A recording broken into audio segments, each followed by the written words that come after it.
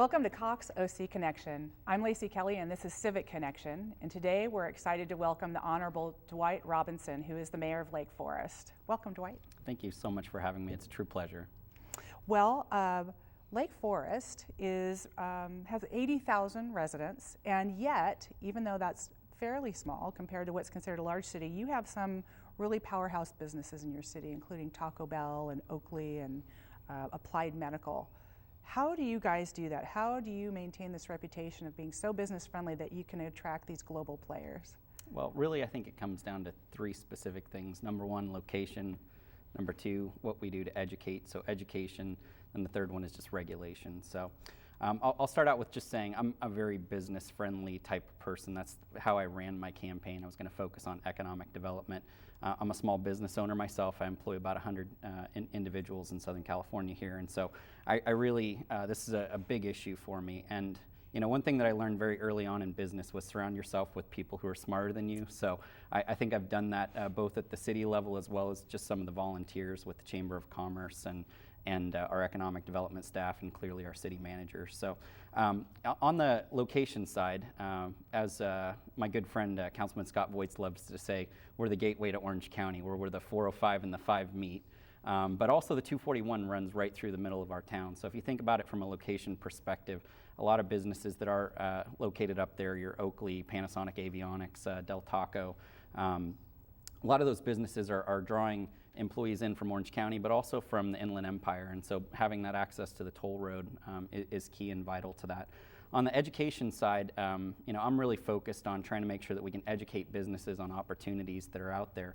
And so what we've done just in my last year and a half is really focused on seminars to help businesses become more educated on how they can grow. A couple of seminars that I've initiated and worked closely with our economic development staff and Chamber of Commerce were one on government contracting, helping businesses learn how to do business with government, how to go through that RFP process and those sorts of things. Most businesses aren't aware, but government spending from the federal down to the local level is 36% of GDP. So if you're not focusing on that particular, focusing on working with government and getting contracts there, you're missing out on a third of your business potential.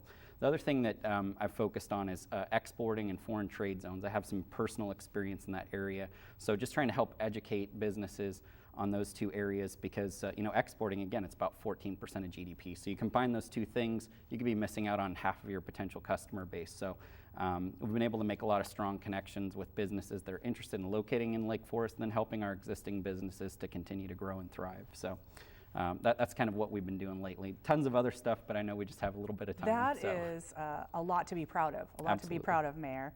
With all of that that's going on, that demands housing for workers. I know you guys have been active on that front. What have you done in order to address the workforce housing needs? Absolutely. Like I mentioned, you know, some of the businesses in town have workforce that lives out in the Inland Empire, and the last thing that we want to happen is for those businesses to move out that direction to be closer to their workforce. What we really want to do is provide an opportunity for the workforce to be able to live close to where they work, because they're happier employees, they're more creative, they're less stressed because they haven't spent a bunch of time on the road. And so we have a lot of new development coming into town, and it's mixed use. You know, it's a little bit of everything. We've got everything from your apartment to your large single-family home lots. And you know, I'm one of those. I moved into town 15 years ago. My wife and I lived in an apartment for a year and a half, condo for a year and a half, then bought a single-family home. I want to make sure that those opportunities continue to be available for our kids and grandkids, and that the workforce stays close here, and we can keep these solid, great businesses that we have in Lake Forest. Sure, excellent. Well, one of the key things that we all know is part of a great place to live, work, and play is public safety. Absolutely. Tell us a little bit about Lake Forest helping keep their community safe. Absolutely. Well, public safety is a key concern in South Orange County. Not that we have public safety issues, but it's just, you know, we moved there because we want to raise our families and live in a safe community. So, you know, we're very fortunate that we have a lot of former police chiefs and undersheriffs that live in Lake Forest. So I think that just shows that we have a safe community. But one thing that we're really proud of, and one thing that I've been talking about for quite some time, is trying to get a substation brought into town. All of the South Orange County operations have been headquartered out of Aliso Viejo, and so the Orange County sheriffs would deploy the officers from that location every shift. And just recently, The Orange County Sheriff's Department is considering putting the substation in Lake Forest. It's very close to being done. The Board of Supervisors has already taken a vote on it, as has the City Council. So hopefully that'll be done this summer.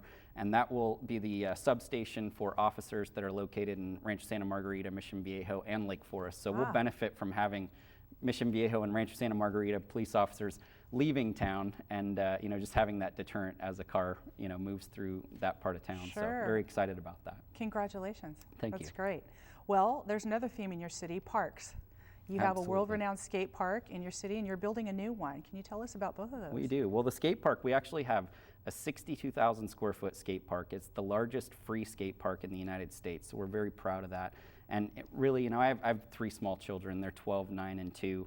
And we want to get our kids out of the house, active, engaged in the community as much as possible, not sitting home playing video games. So we're so glad that we have this great sports park, skate park and sports park where we can do that. The sports park will actually open later this year in the month of November, something the community's been working on for quite some time. It's an 86-acre sports park. It'll be the largest in South Orange County.